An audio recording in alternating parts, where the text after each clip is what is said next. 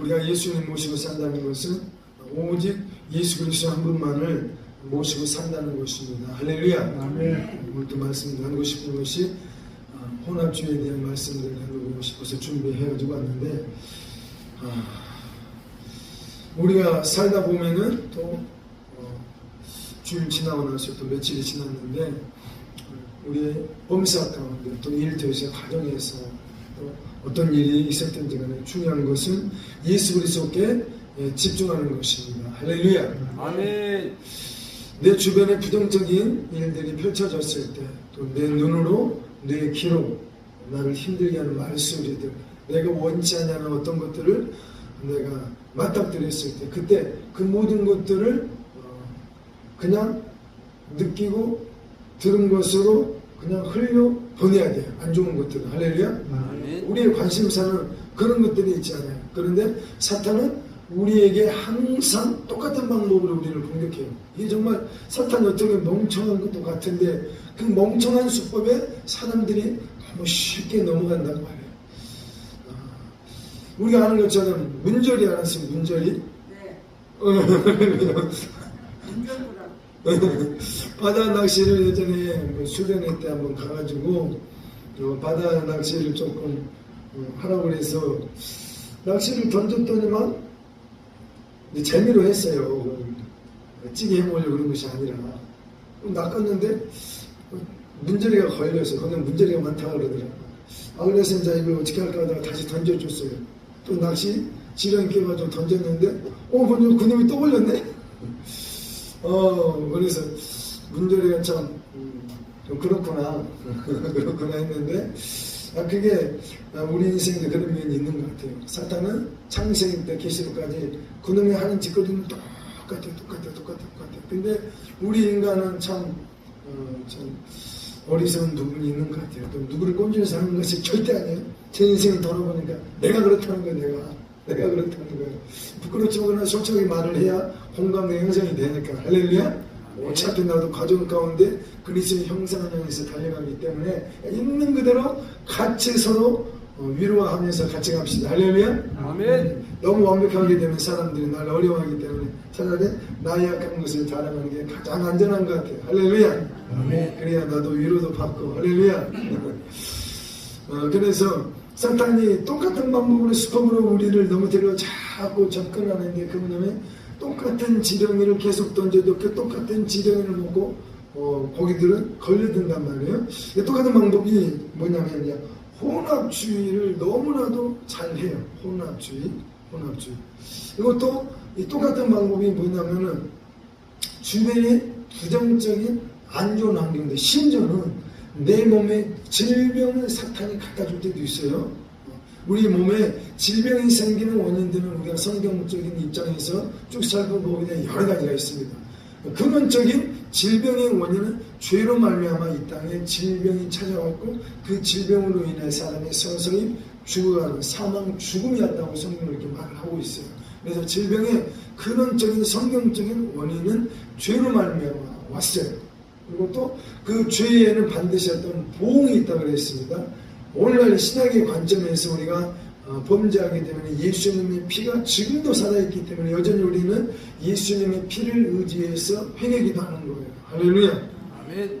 그래서 예수님의 피는 지금도 살아있는 피인데, 그래서 죄로 말미암아 이 땅에 질병이라는 저주가 찾아와서 결국 사망이 찾아오게 되어 있는데, 이것 말고도 성경에 보게 되면은 하나님의 영광을 나타내게 하시려고 질병을 허락하신 사람도 있더라고요.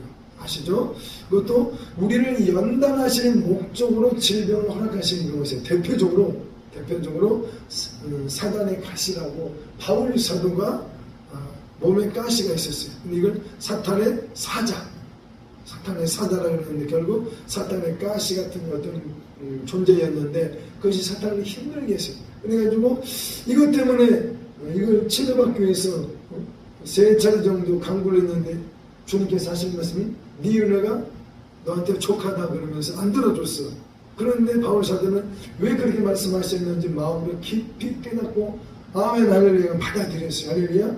그래서 그게 아니었다면 바울 사도가 넘어졌을 수도 있었어요. 교만한 걸로. 왜냐하면 그를 통해서 하늘의 신령한 것들이 너무나도 많이 열어졌었고 죽은 자도 살리는 그런 표적들이 나타났었기 때문에 때든지 교만으로 넘어질 수도 있었기 때문에 하나님께서는 하나님의 정을 지키고 보호하고자 그런 장단을 허락하신 영역도 있습니다.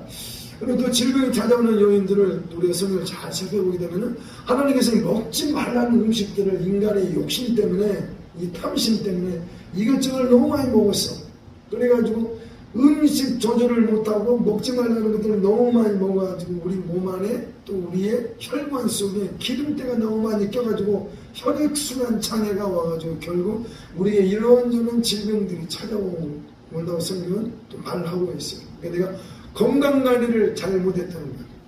음식 조절도 잘못하고 우리 책임인 거예요. 어떻게 보면은 죄라고 말하기도 좀 뭐하고 그러나 면밀히 따지면 탐식에 대한 문제도 있고 또 하나님의 말씀이 먹지 말라는 걸 또 좀 좋아하는 문제도 있고 그래서 세상에는 먹지 말라는 음식들이 성경에 보면 많이 있어요. 근데 그게 왠지 다 맛있어 보여요. 그렇죠? 그러나 이방인 그리스도인들에 대해서는 먹는 문제에서는 사도행전을 보게 되면 두 번, 세 번 말씀을 했어요. 사도들이 이방인 크리스찬들에 대해서 대체 율법 조항들을 다 지키게 할 것인가 말 것인가 이 문제 때문에 이제 예루살렘 교회에 큰 주제거리가 돼가지고 예수님 그 모든 사도들이 모여가지고 기도하면서 주여 이 상황을 어떻게 하겠습니까? 그래서 결론을 이렇게 놨어요.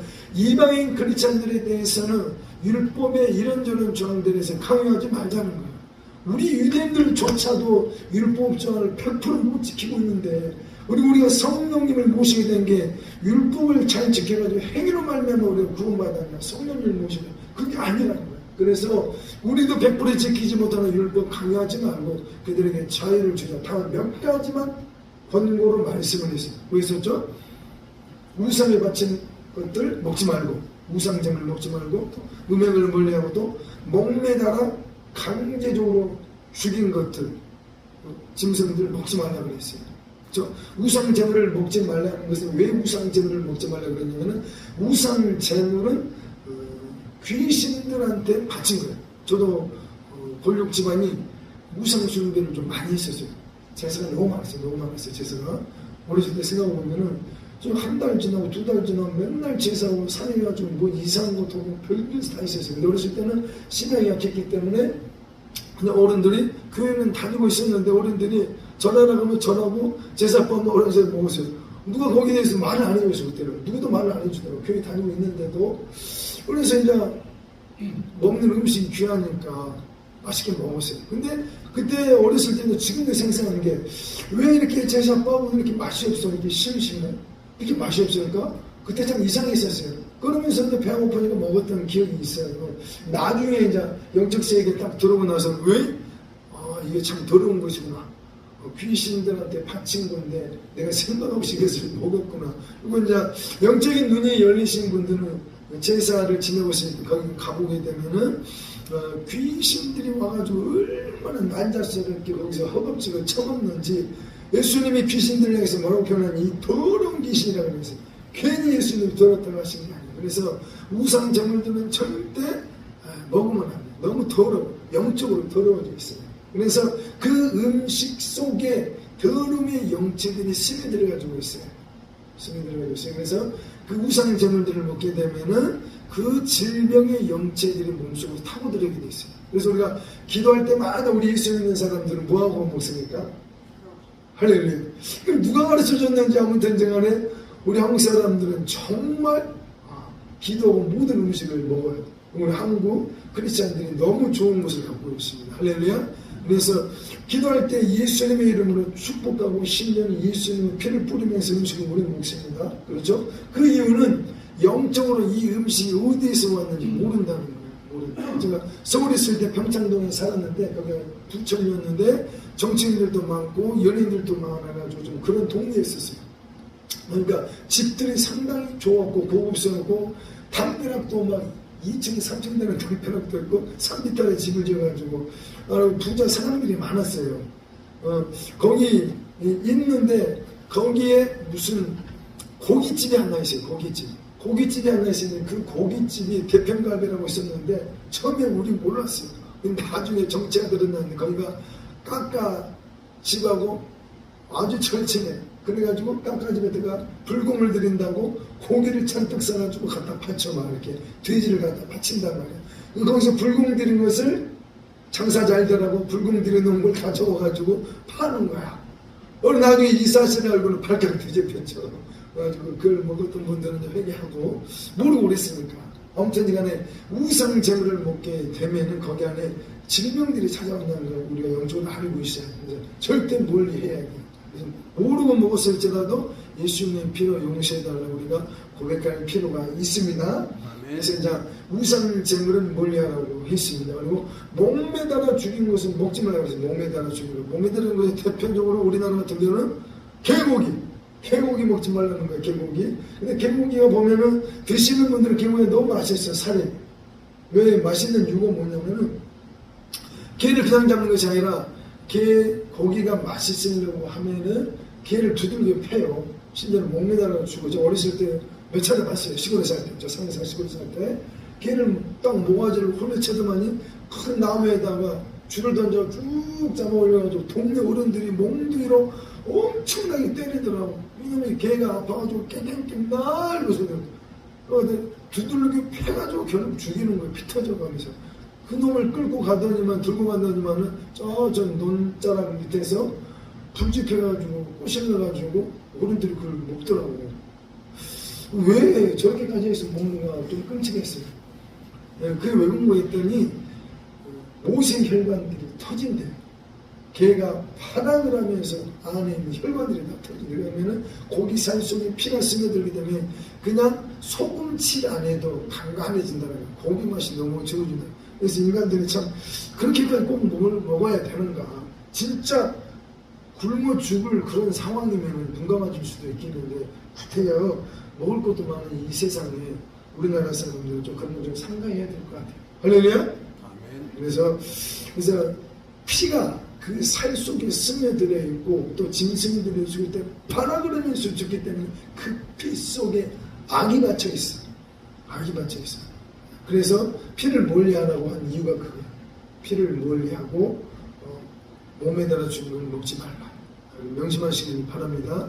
그리고 세상 의사들이 박사들이 연구 논문을 예전에 있는 걸 내가 살짝 봤는데 사람 몸에 있는 호르몬하고 피의 변화를 연구를 했었는데 그러니까 분노가 막 치밀어 오는 사람들을 임상실험을 했어요. 피를 얼른 빼가지고 그 피 조직 검사를 쭉 했었어요. 그리고 기분이 막 좋아가지고 룰랄랄라 웃고 있는 사람들의 피를 싹 빼가지고 피 조직 검사를 싹 했더니만은 그 결정체가 기분 좋아가지고 있는 사람들의 피가 말 그대로 결정체가 이쁘다는 거야. 좋다는 거야.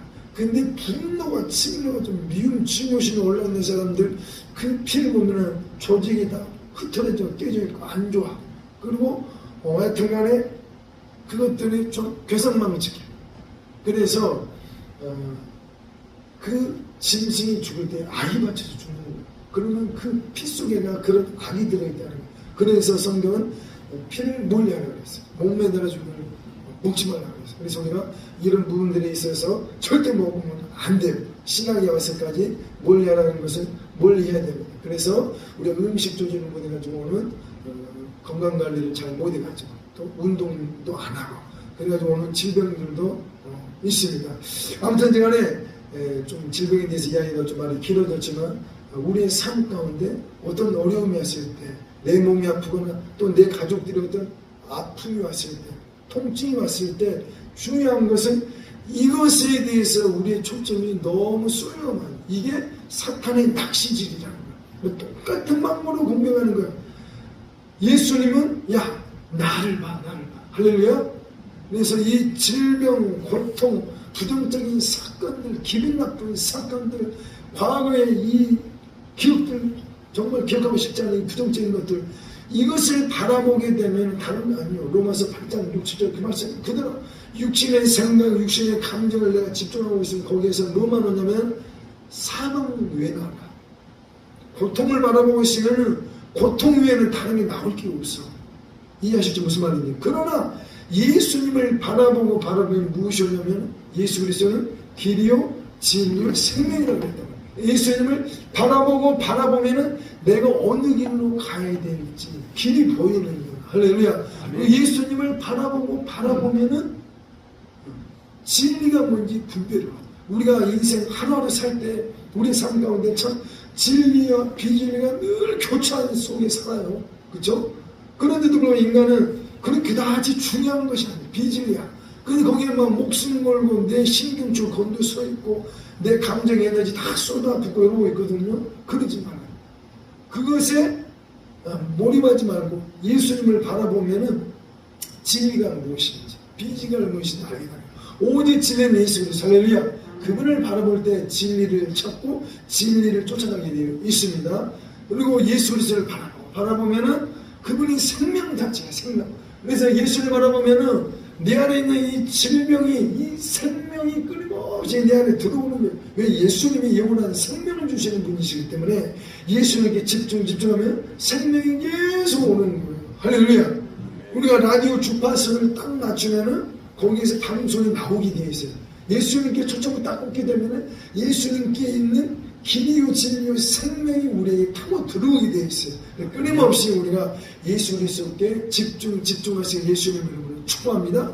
근데 이놈의 사탄은 똑같은 낚시질을 하고 있는데 우리가 이것을 많이 속는단 말이에요. 그래서 부독적인 상황들이 펼쳐질 때 이것 때문에 어찌까 그러지 말고 그냥 주님을 바라보면서 기도하셔야 돼요. 할렐루야. 아멘. 너희는 먼저 그의 나라 의를 구하라. 그럼 이 모든 것을 아버지가 다 정리 좀 내줘. 할렐루야. 그래서 하나님께서 부정적인 사건에 딱 왔을 때는 그 뒤에 하나님의 목적이 무엇인가, 하나님의 의중이 무엇인가, 이걸 먼저 살펴보면서 반드시 우리의 삶들이 예수님 때문에 기뻐하고 행복이 우리의 삶에 풍성해지신 예수님의 이름으로 축복합니다. 아멘. 할렐루야.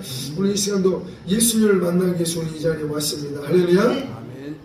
다른 거 관심하지 마세요. 아멘. 아멘. 그냥 예수 하다가 우리 함께 천국 갑시다. 이게 진리예요. 예수는 아무것도 필요 없습니다. 오늘도 일터에서 일하시는 분들 몸이 많이 피곤하고 조금 저기 하시더라도 힘내세요. 원래 아버지 집에 오게 되면은 그냥 푹 쉬고 싶어요. 저도 그랬어요. 아버지 집에 가가지고 고온하게 이렇게 졸음이 오고 피곤이 오는 것을 어떻게 보면은 당연한 거예요. 뭐냐, 아버지 집은 말 그대로 아버지 집이요. 그냥 눈치 볼 필요도 없이 그냥 자고 싶은 게 아버지 집. 이게 아버지 품이거든요. 그래서 저는 그 현상들을 너무 많이 봐왔었기 때문에 교회에 와가지고 3년, 5년까지 잠을 자는 성도들이 있어요. 근데 누구도 그걸 막 터치를 안 해요. 내가 섬겼던 교회에서 무슨 현상인지 아니까. 세상에서 너무 지쳐있는 거예요. 영이. 아버지 품이 오면 그냥 두 다리 쭉 뻗고 자고 싶어. 이게 영이 그러는 거예요. 영이. 그래서 그 시즌이 딱 지나게 되면 이제 말똥말똥할 때가 와요. 할렐루야. 물론 이제 졸음의 영체들이 예배를 방해하고 기도를 방해하는 것도 분명히 있어요. 그러나 우리 영이 너무 고뇌해서 지쳐서 아버지 품에서 쉬고 싶어하는 영도 많이 있어요. 그렇기 때문에 야, 너 예배 시간에 뭐하냐, 절대 아무 말 하면 안 돼요. 할렐루야. 하나님께 지금 위로받고 있구나. 할렐루야. 지금 아버지 품에 좀 쉬고 있구나. 그러니까 넉넉하게 서로 바라보셔야 돼요. 아멘. 아멘. 이 시간에 나에게 생수. 할렐루야. 그래서 생수를 끊임없이 바라보면 거기에서 예수 그리스도와의 인격적인 만남이 우리에게 있습니다. 할렐루야. 아멘. 오늘 함께 받자할 말씀은 신명기 22장입니다. 신명기 22장 구약성경 295페이지입니다. 잠시 기도 올리시겠습니다. 살아계신 아버지 하나님 감사합니다. 이 시간도 하나님의 말씀 그 자체가 되시는 예수 그리스도와의 인격적인 만남을 원합니다. 우리의 마음 가운데 하나님의 말씀이 깊이 깨달음으로 찾아올 때 그것이 곧 예수님과의 인격적인 만남인 줄 압니다. 보혜사 성령 하나님 이 시간도 말씀의 지혜와 계시의 영으로 기름을 부어 주시옵소서. 하나님의 뜻이 우리 마음 가운데 깊이 새겨지는 역사가 있게 하여 주시옵소서. 아멘. 하나님의 말씀이 우리의 가슴 속에 새겨질 때 곧 예수님께서 우리의 마음에 새겨짐과 똑같은 것인 줄 우리가 이 시간 믿겠습니다. 아버지 역사하여 주시옵소서. 아멘. 이 시간 시간도 여전히 우리는 예수 그리스도를 원합니다. 예수님께 더 미치고 환영하고 싶습니다. 말씀으로 완전 무장시켜 주시옵소서. 아멘. 또 말씀 안에서 이 마지막 때를 정확히 꿰뚫어 버릴 수 있도록 영분별의 은사도 더더욱 강화시켜 주시옵소서.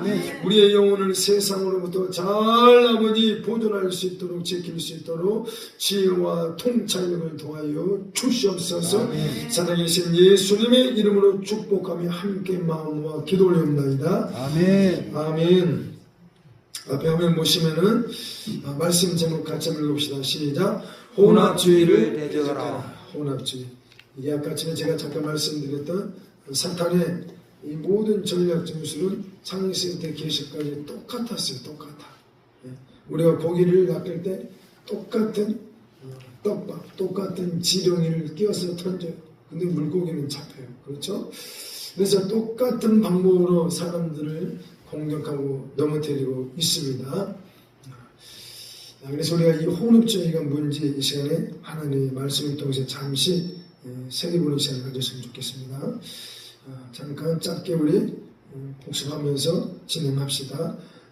이 장면이 곧 우리라고 말씀을 드렸습니다. 지금 시내산에 여호와의 불구름이 임해 있고 이 시내산 안에 모세가 있어요. 모세.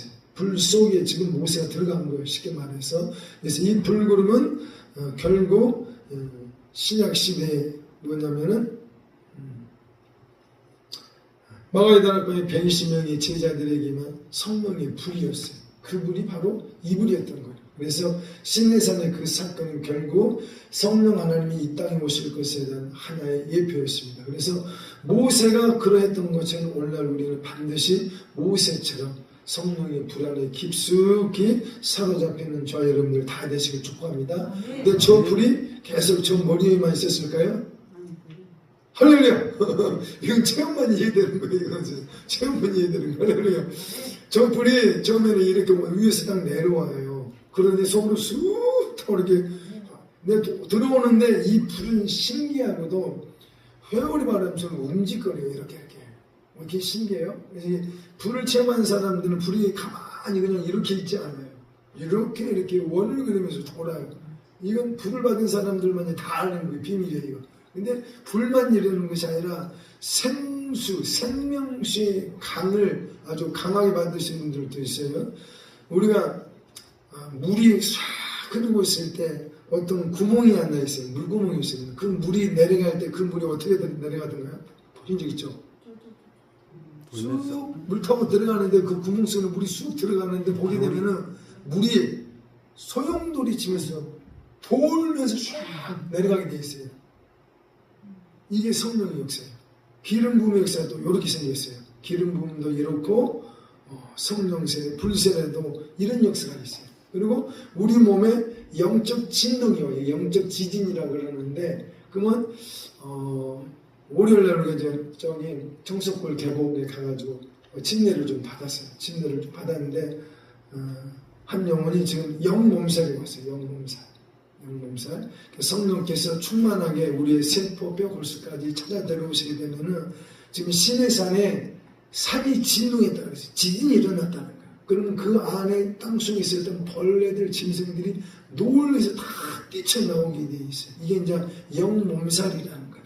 근데 딱 이분이 영몸살이 와가지고 이제 갑자기 전화가 와서 이걸 어떻게 해야 될지 처음 겪는 상황이라 지금 일을 하고 있는데 몸이 으슬으슬 아프고 막 이러는 거야. 그래가지고 낮에 전화가 왔어요. 목사님 대체 이게 대체 뭡니까 이게.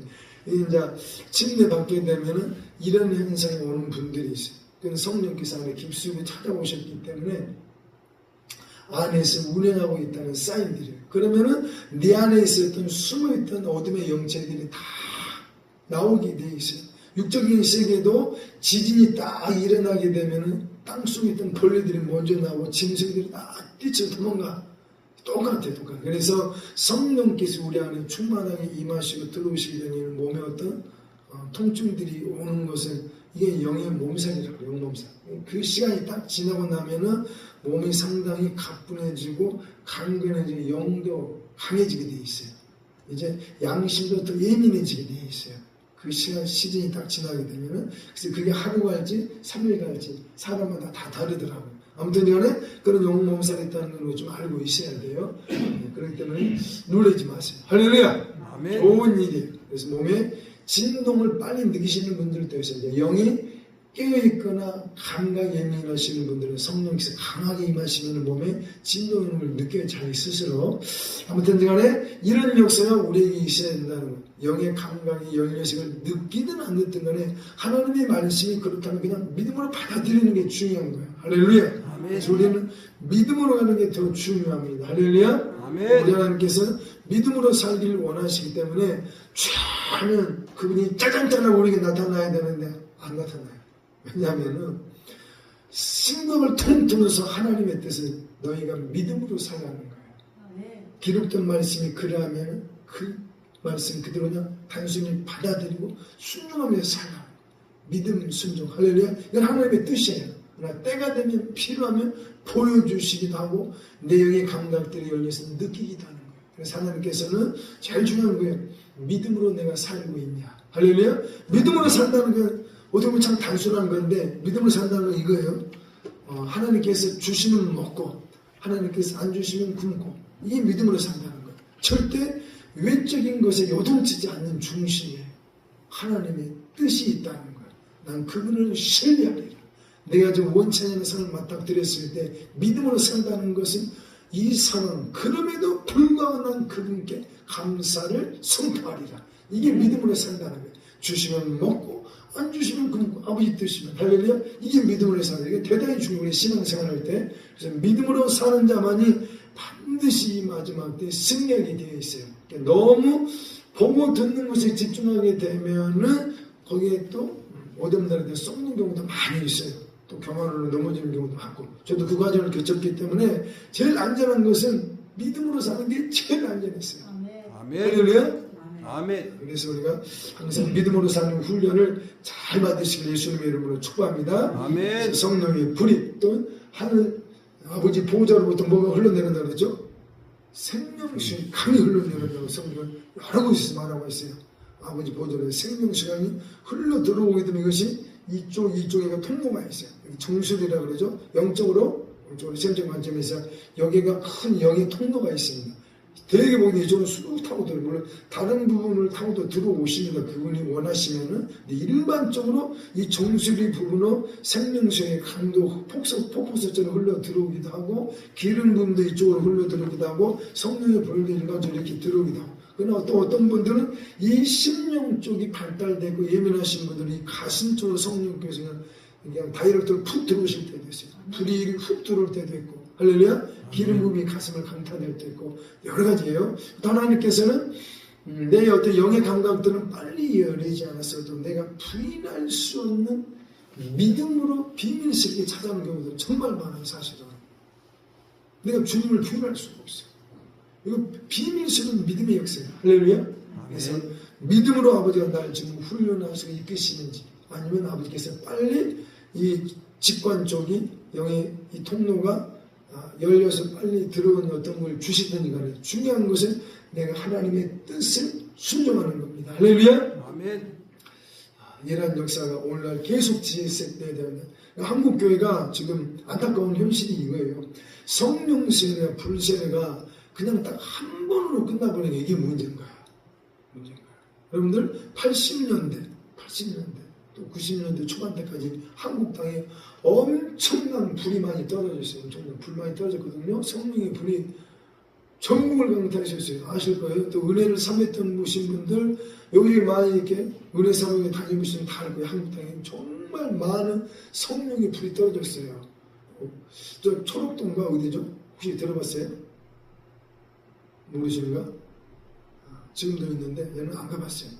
예전에 한국 땅에 불사역하시는 분들이 의외로 많이 있었어요. 근데 한국 땅에 그렇게 불덩어리가 성령의 불이 많이 떨어졌는데 성령 세례 불세가 많이 떨어졌는데 그 불받았던 사람들이 다 어디 있는가 모르겠어. 이 대한민국이 진짜 갈아엎어줘야 되는데 그러더니 지금 시즌이 어떻게 됐냐면은 이 불 역사가 지금 외국 어디를 많이 지금 강타하고 있더라고요.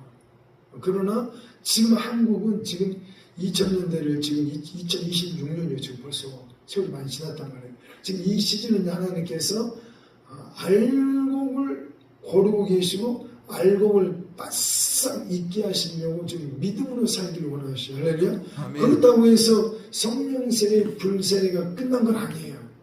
문제는 이거였었어요. 한국 교회가 사역자들이 성령 세례 불세례에 대해서 많은 은혜를 받았는데 그게 그냥 한 번으로 만족하고 더 이상 성령 세례 불세례에 대해서 선포를 안 해줘.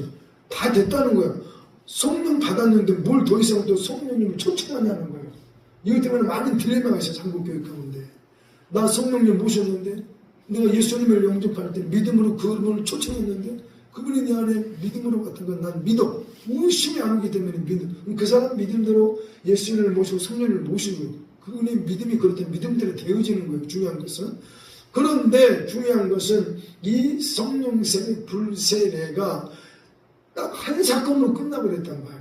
그러나 성경을 자세히 보시게 되면은 성령 세례 불세례는 충만에 대한 문제예요. 충만. 너희는 성령의 충만을 받으라 그랬거든요. 그래서 성령 세례 불세례를 받았을 때 우리가 곧 첫사랑 시절이 있어요. 첫사랑 시절 때는 충만함이 뭐다는 걸 알아요. 그냥 교회 가는 게 즐겁거든. 행복하고 다 경험하셨잖아요. 그렇죠? 그때는 성령 세례 불세례가 내 안에 찾아온 거야. 비밀스럽게. 또 어떤 표적과 기사를 통해서 성령의 은사들을 통해서 많이 찾아온 사람들도 있어요. 와가지고 교회 가는 게 즐겁게 하고 그게 이제 첫사랑 시즌이라는 거예요. 근데 그 시즌을 계속 유지하면서 충만해서 다음 단계 충만으로 또다시 다음 단계 충만으로 가야 돼. 근데 이게 다 끊어져 버렸어. 그래서 한 번 성령님을 모셨으면 되지 뭘 또 성령 받으라고 그러냐. 좀 이상하다. 생각을 끼기 시작하고 그렇잖아요. 정말 우리가 성령이 충만한 가운데 있냐는 거예요. 지금 첫사랑 시절에 그 충만함이 지금도 있냐는 거야. 성령은 분명히 했어요. 성령의 충만함을 받으라 그랬단 말이에요. 할렐루야. 그래서 이 성령 충만하다는 문제는 계속 지속적인 문제라는 거예요. 그래서 성령 세례와 불세례를 끊임없이 우리가 받아야 되는 거예요. 날마다 하나님께 사모해야 된다는 거예요. 성령님을 한 번 모시는 걸로 끝나면 안 돼. 무슨 말이겠죠?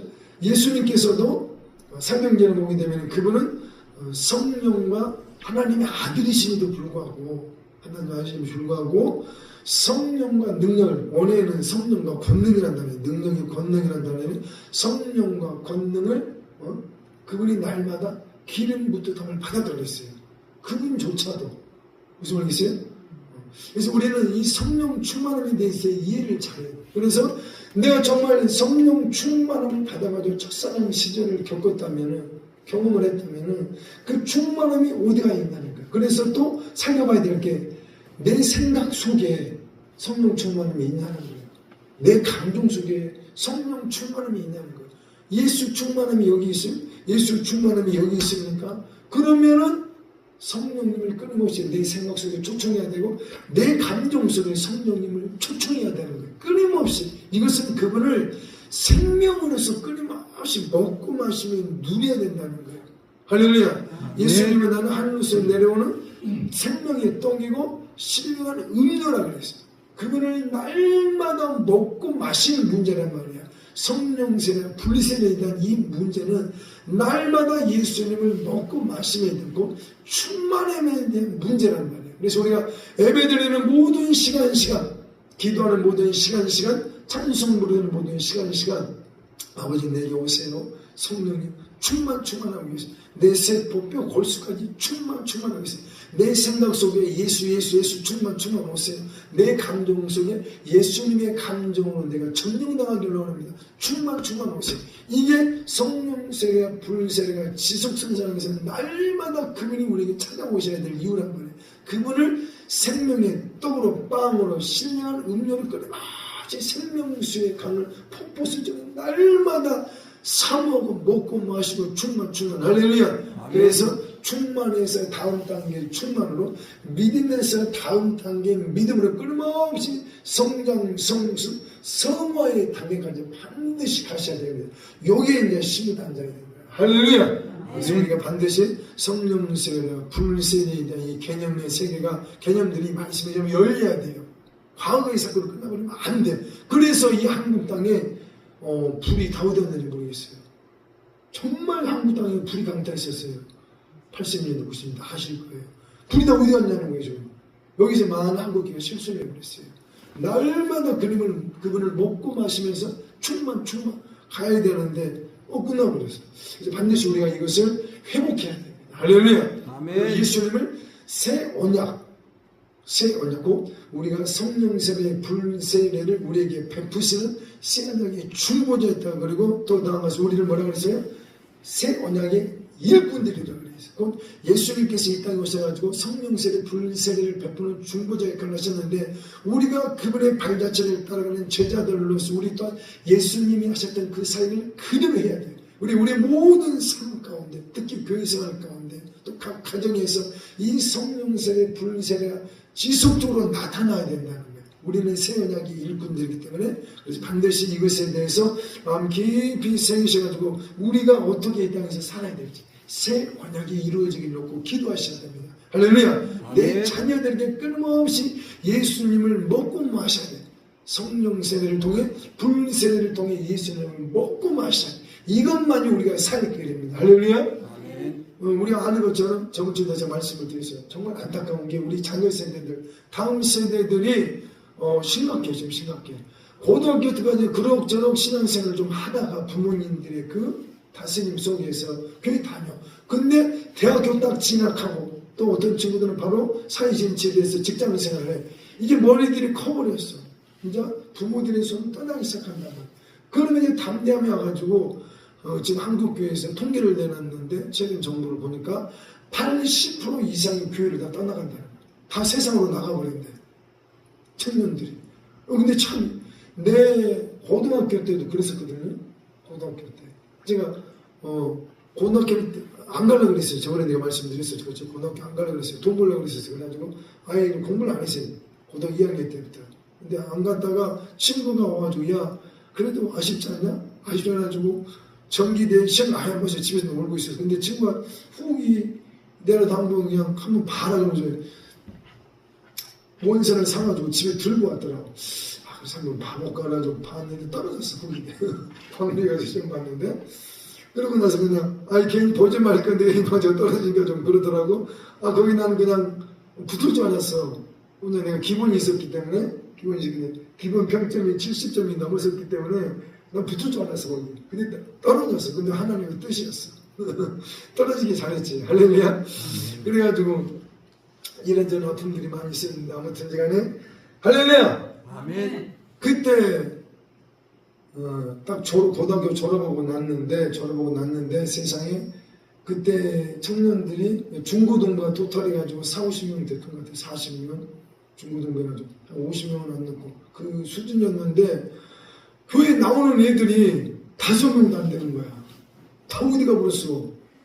나중에 알게 봤는데 한 번씩 보이는 선배들이 또 순천대학교 다니고 있는 선배들이 길거리에서 술 마시면서 담배 피우면서 돌아다니고 있는 거야.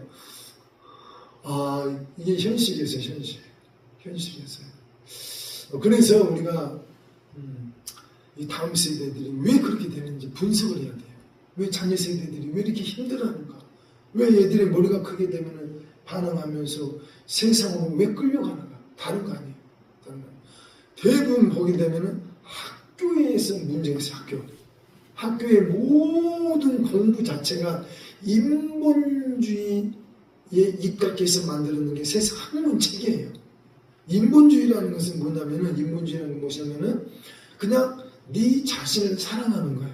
자기 사랑, 자기 연민에 대한 문제가 인본주의에 대한 모든 학문들이 다 그래요. 세상 학문들이. 하나님을 위하여, 하나님의 영광을 위하여 살아라고 세상 학문체계는 그렇게 정립되지 않았어요. 네 자신을 위해서 살아라고요. 자기 사랑, 자기 연민. 그래서 학생들이 학교에서 맨날 듣는 게 인본주의 공부를 하고 오는 거야. 그러다 보니까 세상용이 그건 100% 세상용이란 말이에요. 세상용. 그러면 나중에 그 세상용들이 끄집고 가. 세상을 끄집고 가. 그래서 우리가 깨어서 우리 자녀들을 지키기 위해서는 하나님의 말씀을 무장시켜야 돼요. 할렐루야. 아멘. 지금은 듣지 않았습니다. 성령님 살아계시고 할렐루야. 아멘. 예수님을 바라보면 길이 있고 진리가 있고 생명이 있어요. 부정적인 거 보면 한도 끝도 없어요. 그러나 예수님을 보면은 우리에게 길이 있습니다. 할렐루야. 아멘. 자, 이건 머리에 마음에 반드시 새겨야 되고, 이건 제가 지금 제가 이 순천에 와가지고 반드시 저를 만나는 사람들한테 이걸 내가 강의시켜줄 거예요. 하나님의 경륜이 뭔지 알아야 저 못돼 먹은 저 신천지한테 안 빠져요. 그리고 저 장길자 저 교회에 안 빠져요. 또 JMS가 그 장길자 교회 바로 근처에 또 큰 게 하나 있어요. 아시죠? 광양 넘어가는 저 왼쪽 편에 JMS 한 저 정명석이 큰 게 하나 있어요. 순천이가 참 안 좋은 것들이 많이 있더라고. 그다음에 왜 여기에 넘어갔냐면은 그놈들이 그들의 그 교리서를 내가 사사지 않았어요. 모략을 내가 외보겠습니다. 안 봤어요. 그러나 어떤 내용을 다루고 있는지는 살짝 내가 캐치했고 살펴봤어요. 봤더니 이놈들이 뭘 갖고 있냐면 그들의 교리서가 다 교리 공부에서 다 있네. 뭐냐면 창세기에서 계시록을 관통하는 내용을 다루고 있어요. 특히 계시록 강의에 집중하고 있어요. 이놈들이. 그래서 내가 왜 태어났고 내가 왜 살고 있는지 내가 지금 뭘 해야 되는지 삶의 목적 이유를 이놈들이 가르치고 있어요. 그래서 그놈들하고 같이 교리 공부 딱 하고 있다면 내가 있을 곳은 여기네. 야, 기성교회는 다 도둑놈들이고 싹군 목사들이네. 답이 이렇게 나오거든요. 그래서 내가 왜 그러냐면 순천에 갔더니 작년 통계 최근 정보를 내가 접수했을 때 순천만 해가지고 10,000명이 넘어가 버렸어. 신천지 애들이 10,000명. 대체 뭔 일이야 이 조그만 땅에 10,000명이 어떻게 넘어가냐고. 여수도 만만치 않다 그랬어요. 제가 알고 있는 여수 쪽도. 그렇기 때문에 갈수록 이놈들이 세력이 확장되고 있어요. 이게 다른 거 아니에요. 지금 하나님의 복음이 지금 흩어지고 있는 거예요. 성도들. 특히 거기에 30만 명의 사람들이 지금 거기 빠져갖고 있는데 대략적으로 30만 명이 지금 한참 전에 넘어갔었어요. 오래전에 몇 년 됐어요. 30만 명이 돌파했다고 저희들이 하는 말이 그래. 나가서 세워보지는 않았지만. 그런데 거기서 20만 명이 청년 세대예요. 10대, 20대, 30대. 젊은 청년 세대들이 그렇게 많이 있어요.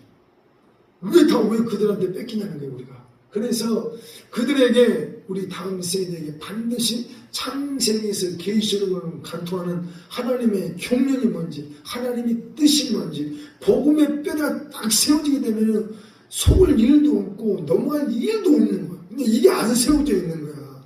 내가 왜 이 땅에 태어났고 왜 존재하고 내가 왜 하나님 앞에 예배를 드려야 되는지 그것에 대해서 우리 다음 젊은 청년들한테 이걸 안 심어준 거예요. 내가 내려와가지고 하나님의 경륜에 대해서 물어보면 아무도 몰라. 그게 뭔 말인지 이해 자체도 몰라. 이게 얼마나 안타까운 현실인지 모르겠어요. 우리가 정말 바울 사도가 디모데전서 1장에 보면 하나님의 경륜이라는 단어가 나와요. 그러면서 1장 11절에 바울 사도가 이렇게 표현했어요. 하나님의 경륜에 대해서 세 가지 장면들을 설명을 하면서 1장 11절에는 어떻게 말하냐면은 하나님의 영광의 복음에 따른 것이라면서 또 이렇게 말을 했어요. 하나님의 경륜에 대한 메시지가 결국 바울이 전하고 있는 하나님의 영광의 복음에 대한 문제. 그것도 바울의 서신서를 쭉 살펴보게 되면 네 번 나와요. 나의 복음, 나의 복음, 내 복음, 내 복음이라는 복음이라는 단어를 독특하게 표현을 해놨어요. 아니 세상에 복음은 예수 그리스도인데 갑자기 왜 내가 복음이 있어? 이단 아니야? 근데 바울이 그렇게 표현을 했다는 게 네 번이나 나의 복음, 나의 복음, 내 복음, 내 복음. 이 대체 뭐예요? 바울 사도가 본인이 인격적으로 복음 대신 예수 그리스도를 인격적으로 만나고 체험하면서 자기가 하나님 앞에서 복음의 집을 세운 거예요. 이게 이제 하나님의 영광의 복음이라고 독특한 단어를 썼어요. 하나님의 영광의 복음이라고 그랬어요. 또는 내 복음, 내 복음, 나의 복음, 나의 복음. 명심하셔야 돼요. 그래서 우리가 이게 지금 여러분을 나누고 싶은 하나님의 경륜에 대한 복음을 나누고자 하는 거예요.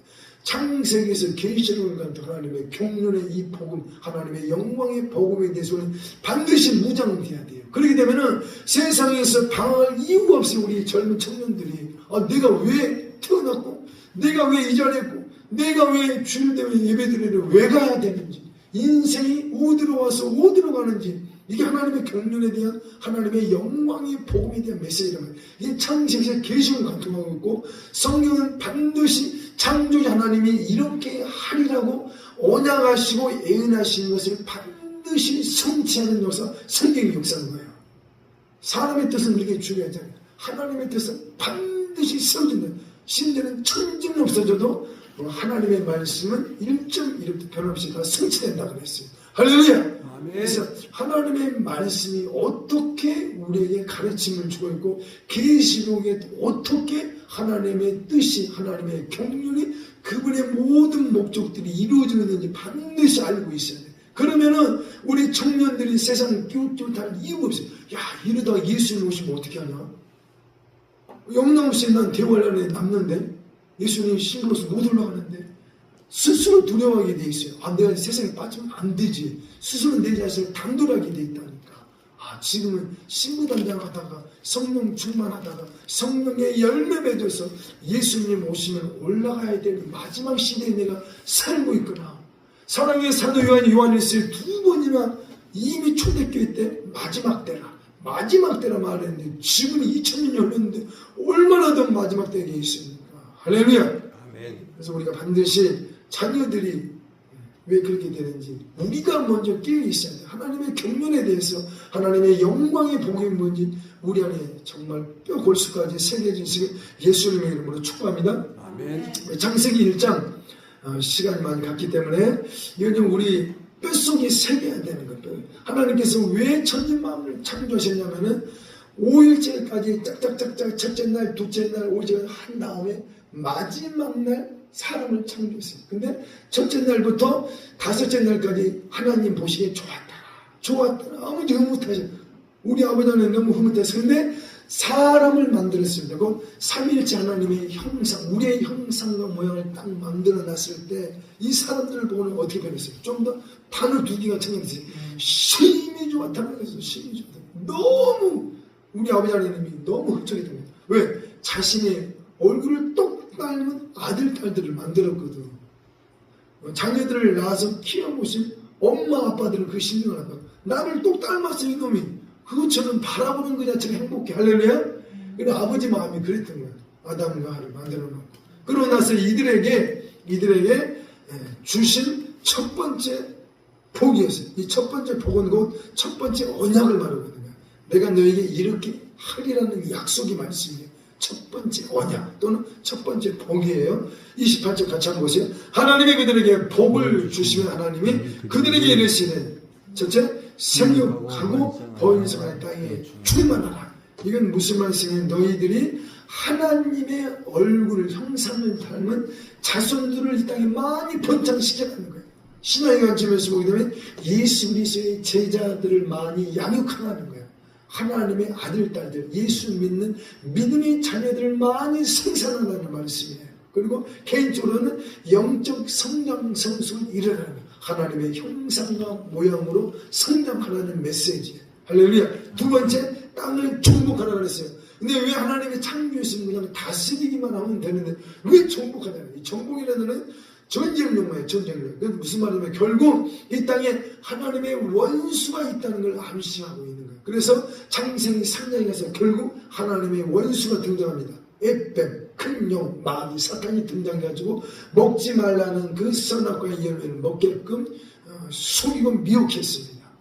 이걸 명심하셔야 됩니다. 그래서 이 땅을 정복하라는 것은 영적 전쟁에 대한 말씀을 하셔요. 거룩한 전쟁. 오늘날 우리가 가나안 땅 정복 전쟁 가운데 우리가 다 부름을 받았어요. 우리의 신앙생활에, 크리스찬의 신앙생활이라는 건 아침에서 밤에 잠잘 때까지 사실은 영적 전쟁하면서 살아야 돼요. 왜? 예수님께서 그렇게 사셨기 때문에.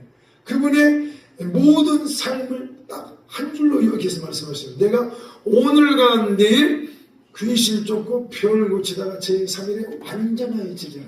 더더덜도 말고 예수님의 이 땅의 삶이 그랬다는 거예요. 그럼 그분이 가신 그 반자체는 나의 발자취 같다는 거예요. 그래서 하루 눈 뜨고 잠자기까지 우리는 영적 전쟁 가운데 있어요.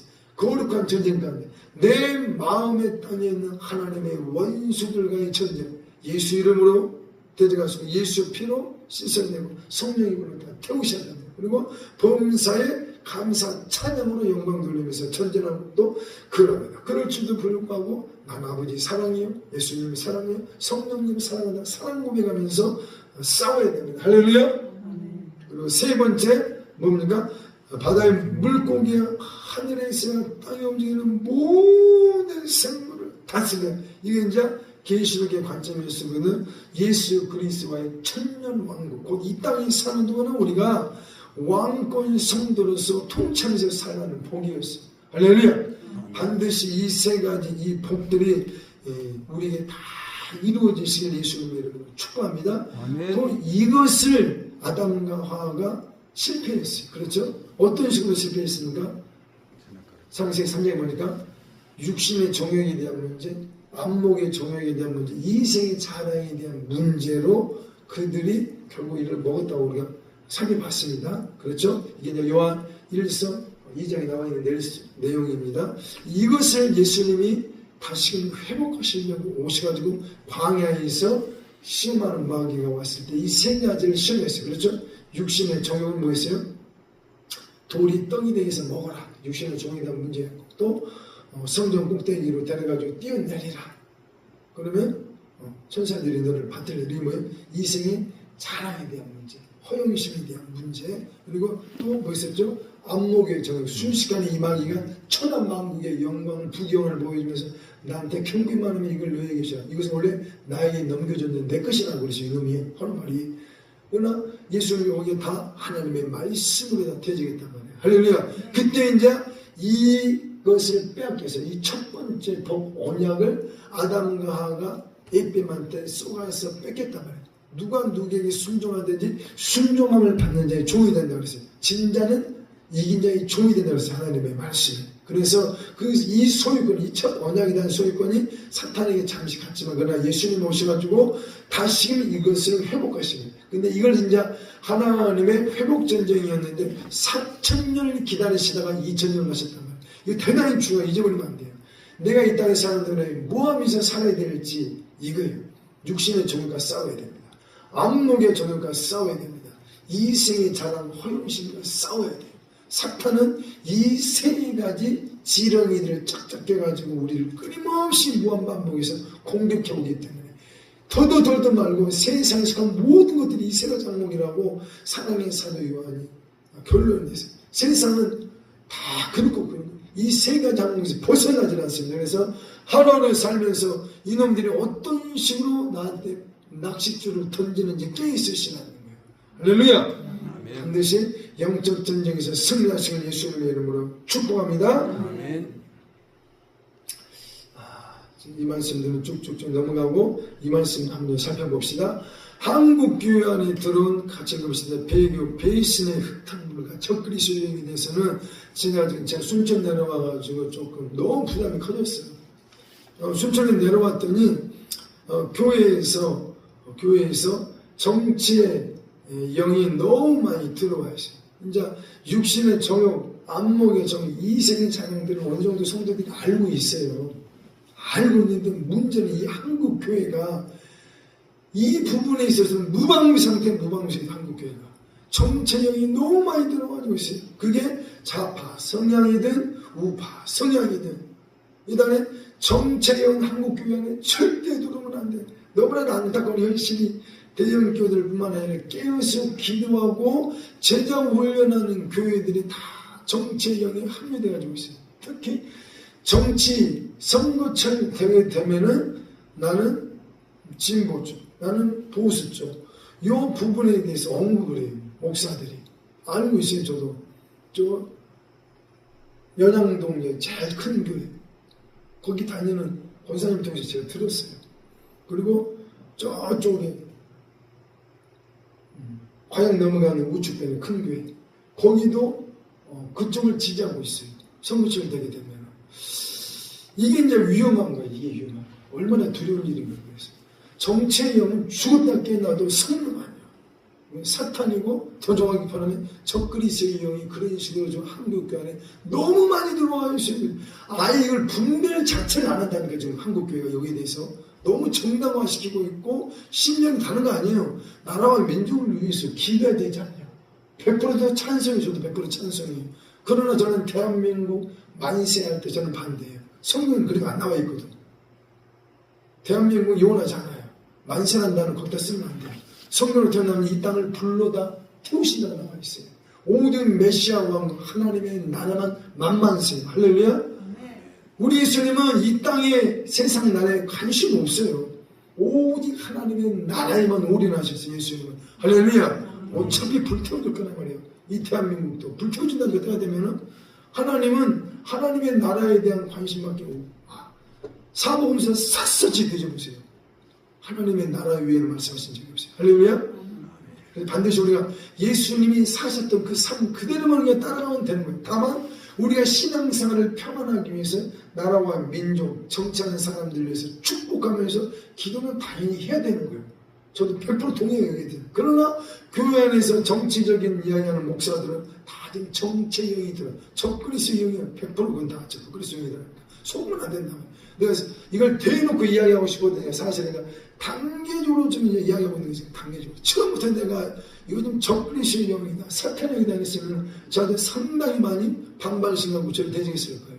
그러나 지금 내가 말씀을 가지고 1단계, 2단계, 3단계에서 좀 얼마나 시간 걸치는 내가 좀 공을 들이면서 적그리스도의 영이 얼마나 한국 교회를 지금 넘어뜨리고 있는지 까발리고 있는 거 사실은 제 지금 순천가지고 이것 때문에 부담이 너무 컸어요. 성도들이 무방비 상대로 당하고 있다니까요. 복음 외에는 교회 안에 절대 들어오면 안 돼요. 나라 민족을 100% 기도해야 돼요. 당연히 기도해야 돼요. 저도 기도하고 있기 때문에. 그러나 대한민국 만세는 아니에요. 성경에서 그렇게 말하고 있지 않기 때문에. 오직 하나님의 나라. 그리고 더 중요한 것은 하나님의 나라가 뭡니까? 한국 교회가 하나님의 나라인 거예요. 한국 교회가 먼저 살아야 돼. 한국 교회가. 명심하셔야 돼요. 그리고 한국 교회 안에 정치인들이 얼마나 판을 치고 있냐면은 각 교단마다 총회장 한 번 해먹고 감독직을 한 번 해먹으려고 그러면 교단마다 다 달랐는데 500만 원 내야 돼요. 1000만 원 내야 되는 데 있고 2000만 원 내야 되는데 더 내는 데도 있고 또 돈을 뿌려가면서 총회장 해먹으려고 감독 해먹으려고 정치활동하는 목사들이 너무 많아요. 너무 많다니까. 이거 성도들이 잘 몰라서 그러지. 이 총회에서 교단에서 큰 선거 있을 때마다 한번 유심히 한번 봐보세요. 그들 안에 뭐가 있는가. 정체형들이 판을 치고 있어요. 목사들한테. 있을 수 없는 게 권력 다툼을 하고 있다니까. 이게 정치형들이고 다 지금. 한국교회 이지경이 그러면 위에 있는 주의 종들이 그렇게 혼합주의, 정치형하고 복음하고 좀 믹스돼가지고 있다니까요. 복음하고 정치형하고 믹스돼가지고 권력 다툼하고 있어 주의 종들이. 근데 윗대가리들이 그러면 밑에 있는 많은 사람들이 교회들이 어떻게 되자는 거예요. 어른들이 그러게 되면 그냥 무방비상도로 다 당하는 거예요. 정치형이 그냥 성도들한테 그렇게 막 흘러들어가고 있는 거란 말이에요. 이 부분에 있어서 반드시 끼어 있어야 돼요. 또 WCC와 NCCK에 대해서 말씀을 드렸었어요. 반드시 이건 내 영혼은 내가 지켜야 되는 거예요. 이 부분에 있어서. 그래서 이건 심각한 문제란 말이에요. 심각한 문제. 그래서 이 마지막 때 신부단장을 위해서는 다른 영이 내 몸속에 들어오면 안 돼요. 배신의 영이 내 몸속에 들어오면 안 돼요.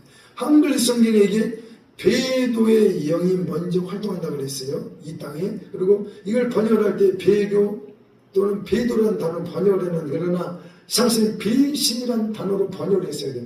데살로니가서 2장에. 근데 안타깝게도 그렇게 번역을 하니까 성도들이 난 주일 성수해. 난 예배 빠져본 적이 없어. 난 교회 떠난 적도 없어. 내가 복음 하나님의 도를 떠난 적이 없어. 나와 상관없는 문제를 생각하고 있다는 거예요. 그러나 배신이라는 단어로 번역을 했다면은 내가 지금 적그리스도의 영한테 당했다는 걸 알 거예요. 적그리스도의 영은 세상 영이요. 육신의 적용, 안목의 적용, 이생의 자랑. 이 세상 영이 나를 넘어뜨렸다는 걸 모든 성도들이 나도 저도 안 그랬었기 때문에 저도 한때 한 1년 정도 당한 적이 있었어요. 중3, 고등학교 1학년 때까지. 세상에 푹 빠져 있었어요. 친구들 맨날 교회당도 놀았다니까요. 60년 전에 안목의 이 세상 때문에. 노래 너무 즐거웠어요. 재밌었어요. 그게 다 적그리스도의 영들이 뿌리는 다 미끼들이란 말이에요. 그게. 근데 이것이 그런 쪽으로만 역사하는 것이 아니라 한국 교회가 이게 배신의 역사야. 정체형, 복음과 정체형을 믹스해가지고 성도들한테 뿌리고 있다니까요. 명심하셔야 돼요. 이 혼합주의에 빠지게 되면 시부당당 안 돼요. 두 주인을 섬길 수 있어요. 절대 못 섬겨. 성경에서 하나님과 재물을 겸하여 섬기지 못하고 우상 숭배에 하나님을 섬기를 겸하지 못한다. 성경은 진리예요. 진리. 절대 정체적인 교회 가운데 절대 들으면 안 돼요. 적그리스도의 활동이 절대 내 영혼 안에 들어오면 안 돼요. 그래서 반드시 우리가 내 영혼을 지켜야 됩니다. 할렐루야. 그래서 오늘 본문 말씀 바로 넘어가도록 하겠습니다. 제가 요약해가지고 여러분들이 말씀드렸는데, 그리고 못 들으신 분이 있네. 이 계몽주의에 대해서 좀 상식적으로 우리가 알아야 돼요. 계몽주의가 뭔지. 계몽주의가 17세기, 18세기 때 전 유럽을 강타했고 나중에 미국도 강타하기 시작했었습니다. 이 계몽주의는 뭐냐면 교회의 권위와 구시대의 권위에 반대하여 일어나다고 국어사전에 이렇게 나와 있어요. 근데 우리가 중고등학교 때 계몽주의에 대해서 배웠을 때 아주 좋은 의미로 가르침을 받았어요. 그러나 국어사전 전체도 이렇게 나와요. 교회의 권위와 구시대의 권위에 반대하여 일어난 게 계몽주의였다는 거예요. 이게 적그리스도의 영이야. 하나님을 대적하기 위해서 일어난 게 계몽주의란 말이야. 이걸 가리고 있었어요. 학교 교과서에. 국어사전에 이렇게 나와 있습니다. 이렇게 나와 있어요. 교회의 권위에 대한 구시대 권위에 대한 반대 때문에 일어나는 계몽주의다. 그래서 이게 뭐냐면은 결국 눈에 안 보이는 하나님과 인간의 종으로 노예로 살지 말자는 거예요. 그냥 합리적으로 이성적으로 살자는 거예요. 눈에 보이는 대로 살자는 거예요. 이게 계몽주의였어요. 이게 나중에 이제 19세기 되면서 조금 업그레이드 돼가지고 자유주의라는 단어를 쓰면서 바꿔줬어요. 자유주의. 이게 이제 19세기, 20세기, 오늘날 21세기까지 전 세계를 강타해요. 전 유럽이 지금 자유주의로 인해서 교회가 다 무너졌어요. 미국도 좀 그 지경이에요. 지금 그 지경. 한국도 지금 이 자유주의의 영이 들어와 있어요. 특히나 한국 교회는 어떤 식으로 이 자유주의의 영이 신학교와 교회에 들어와가지고 뭘 만들었냐면 자유주의 신학을 만들었어요. 교회와 신학교에서. 신학자들이 있어요. 자유주의 신학이 들어왔어요. 자유주의 신학이라는 거 지금 말씀드렸지만 뭐냐면은 눈에 안 보이는 하나님과 사람에게 노예가 되지 말자. 그냥 합리적으로, 이성적으로, 과학적으로 하나님을 섬기자는 거예요. 그러니까 하나님이란 이 존재를 그냥 하나의 종교심에서 나온 존재로 그냥 인정하는 거예요. 그분이 실제로 그냥 막연히 창조주가 있겠지, 조물주가 있겠지. 그 정도 선에서 신앙이라는 것은, 하나님이라는 것은 인간의 이 심리 활동에서 만들어졌다는 거예요. 심지어 성령의 활동조차도 인간의 심리 활동에서 나오거든요. 뭐 초능력이라든지, 뭐 심령술사라든지, 마술을 하는 거라든지, 또 이 뇌에서 내가 심리 활동에 의해서 만들어진 현상들로 설명하기 시작했단 말이에요. 그것도 성경을 해석할 때 진화론의 입장에서 과학적으로 해석을 시도했어요. 자유주의 신학자들이. 이런 게 지금 자유주의 신학인데 이게 지금 한국에 너무나도 퍼져 있어요. 성도들이 이걸 몰라서 그러지. 그러나 신학을 좀 배우려고 하게 되면 다 알게 되세요. 자유주의 신학이 얼마나 한국 땅에 많이 들어와 버렸는지. 그리고 이 자유주의 신학자들이 의해서 나온 게 뭐냐면 종교다원주의. 그리고 해방신학이라고 있어요. 민중신학으로 했어요. 이 종교다원주의가 뭐냐면은 예수님만이 구원이 아니라는 거예요. 다른 종교에도 그 나름대로 구원이 있다는 거예요. 이게 WCC고 NCCK가 지금 주장하고 있는 거예요. 근데 한국의 큰 교단들이 여기 다 들어가 있단 말이에요. 이것에 대해서 내가 속해 있는 교단이 속해 있나 안 속해 있나 명심하시고요. 그들과 같이 활동하고 그들과 인사만 나눠도 그들이 하는 것에 동참, 참여하는 거라고 분명히 성경 말씀하고 있기 때문에 거기에 있게 되면은 배신의 영이 계속 흘러가게 돼 있어요. 이건 누구도 부인할 수 없는 현실이. 그러나 나는 끝까지 엘리야 시대에 있었던 그 7,000명의 바르게 무릎 꿇지 않는 한 사람으로 살고 싶다. 그분 믿음이 그렇다면 그렇게 사시면 되는 거예요. 그러나 이스라엘의 역사를 보면서 우리가 깨어 있어야 돼요. 그 7,000명이 다 어디 갔냐는 거예요. 북이스라엘의 멸망을 했어요. 남유다도 멸망을 했어요. 심지어는 그 7,000명이 다 어디 갔는지 예수님을 십자가에 못 박았어요. 유대인들이. 타락한 유대인들이.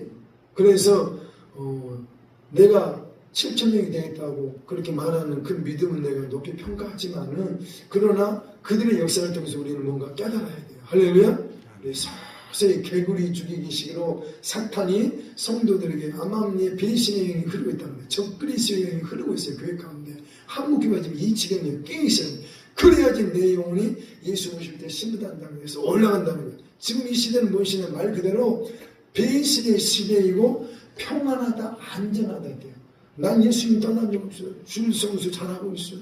난 복음의 도를 떠난 적 없어요. 편안하다, 안전. 그런데 적그리스도의 영이 흐르고 있는데 지금 교회 가운데 배신의 영이, 육신의 정욕, 악몽의 종, 이생의 자랑, 허영심, 이게 다 적그리스도의 영이에요. 또 거기에다가 정체인이 얼마나 한국에 많이 들어와가지고 위에 있는 교계에 있는 지도자들이 그 짓을 하고 있는데 지금 선구절만 되고 있습니다. 그래서 우리가 반드시 내 영혼 반드시 지키실 예수님의 이름으로 축복합니다. 그리고 오늘 본문 말씀 살짝만 살펴본 말씀을 마무리하도록 하겠습니다. 여기서 같이 나누고 싶은 핵심은 이거였어요. 앞에 말씀들은 다음에 또 우리가 설명하더라도 8절 한번 봅시다. 여기 이 부분만 살펴보고 말씀을 바로 마무리하겠습니다.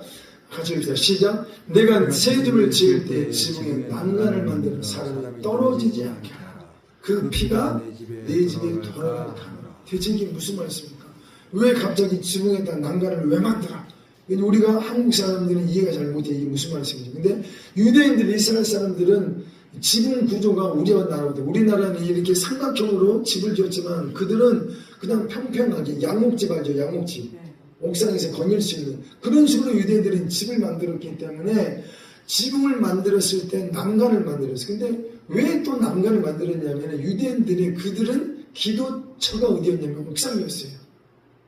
그래서 신학에 보게 되면 베드로도 옥상에 올라가서 지붕에서 기도하다가 환상을 봤어요. 그렇죠? 그래서 유대인들에게 있어서 지붕은 기도처였다는 거예요. 그래서 기도하다가 떨어져 죽는 일 없도록 난간을 만들라는 거예요. 난간.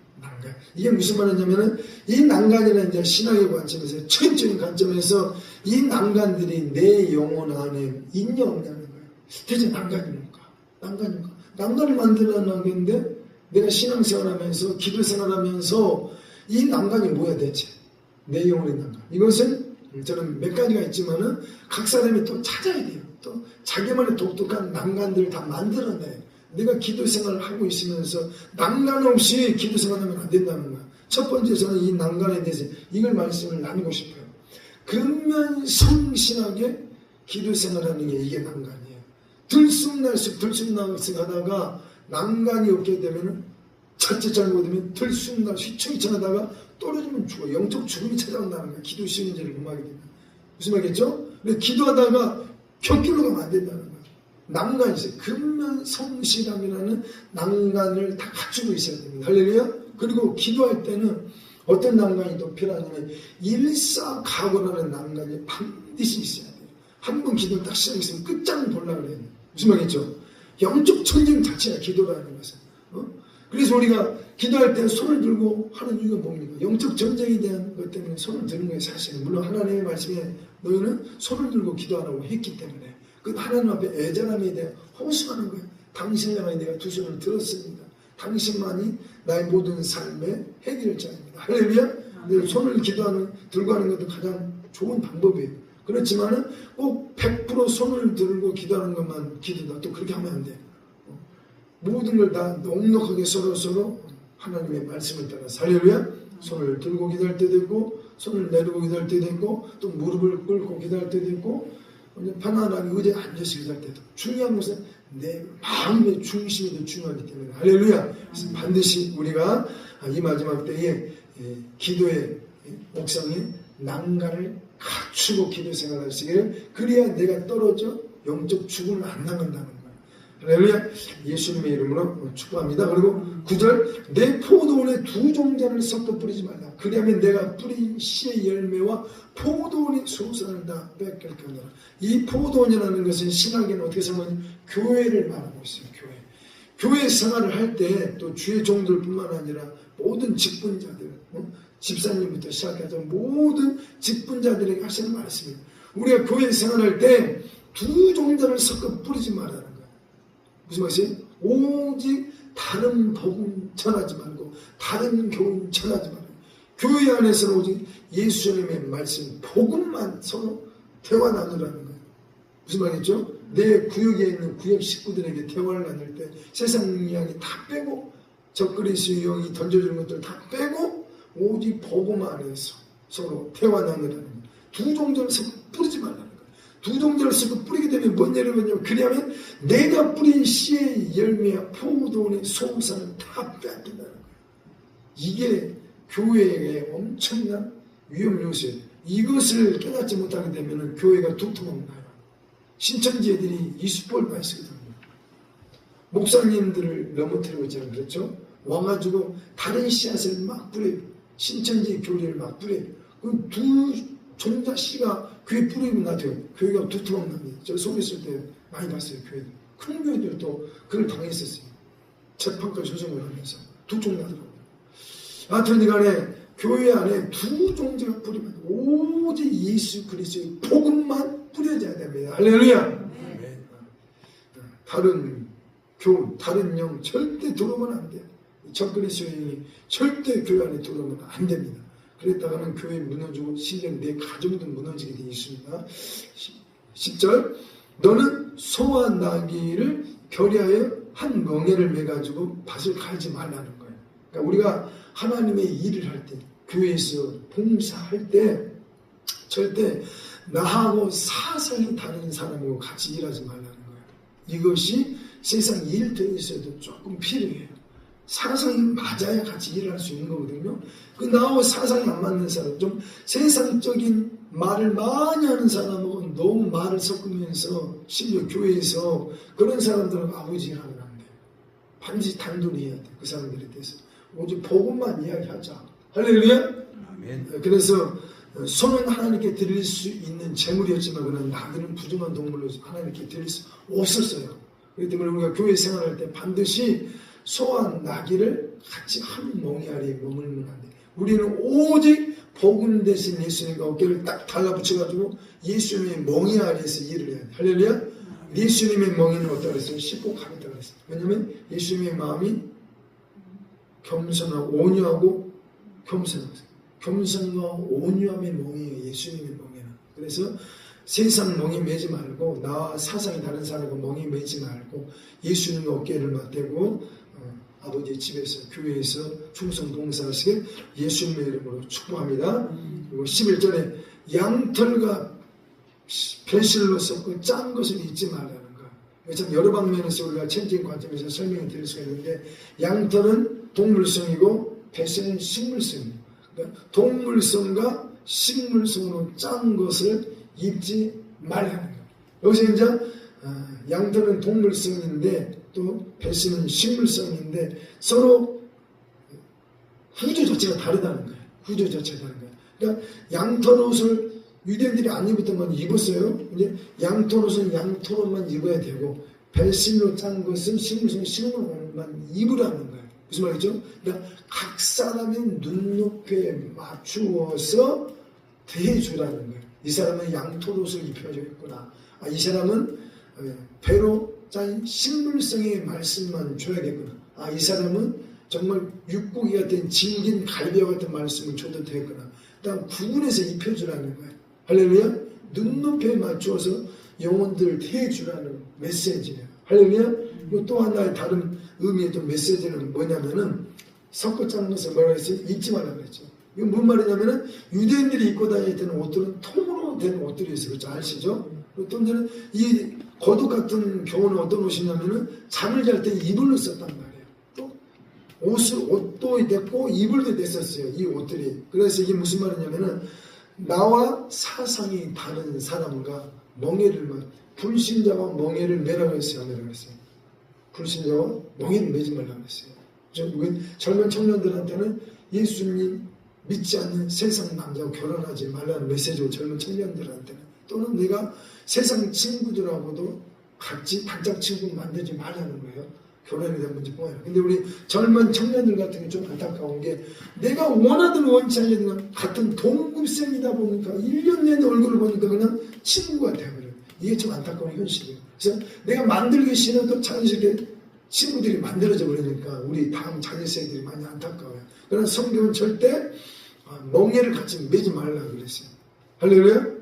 소망한 나귀를 결의하여 한 멍에를 메고 가지 말아요. 반짝 친구 만들지 말라는 거예요. 또 옷을 입지 말라고 그랬는데 이건 이불이라는 거예요. 곧 예수 믿지 않는 사람과 한 이불 속에 들어가지 말라는 거예요. 한 이불 속에 딱 들어가 되면은 그 안에 있는 세상령이 예수 믿는 그 사람한테 끊임없이 들어오게 돼 있어요. 파고 들어오게 돼 있어요.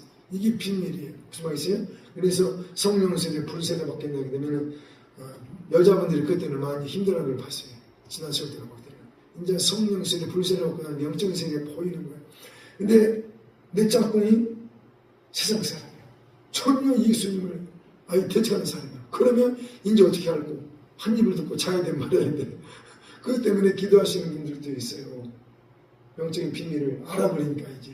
그래서 우리가 이 영혼 짝꿍도 구원받아야 되잖아. 그렇죠? 그래서 이제 믿음으로 축복하면서 같이 한 입을 입고 자더라도 성령의 불구름으로 아버지 이 짝꿍을 덮습니다.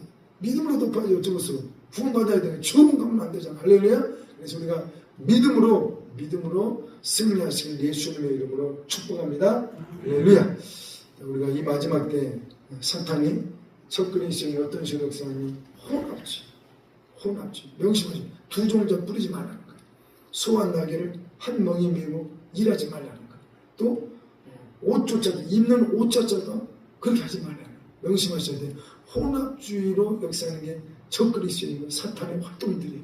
그래서 우리가 반드시 맑고 깨끗한 영을 우리가 간직하시길 예수님의 이름으로 축복합니다. 할렐루야.